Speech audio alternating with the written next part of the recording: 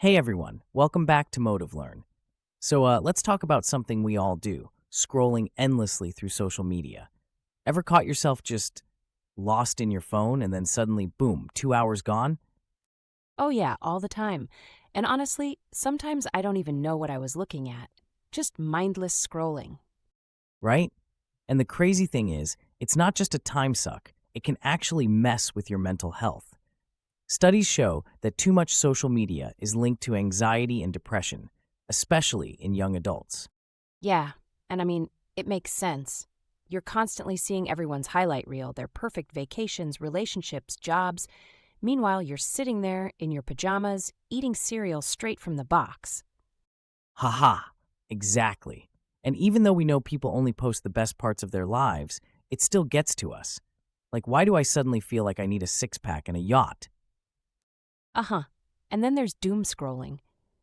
When you're just checking one news update, and next thing you know, you're spiraling down this hole of bad news, conspiracy theories, and And suddenly, the world is ending. Yeah, I've been there. same. And let's not forget the notifications. They're literally designed to keep us hooked. Every like, every comment, every tiny red dot, our brains love that stuff. Oh, totally. It's like a mini dopamine hit every time. And before you know it, you're checking your phone just in case something happened, even when nothing did. Okay, so what do we do about it? Because let's be real, quitting social media completely? Not happening. Yeah, no way.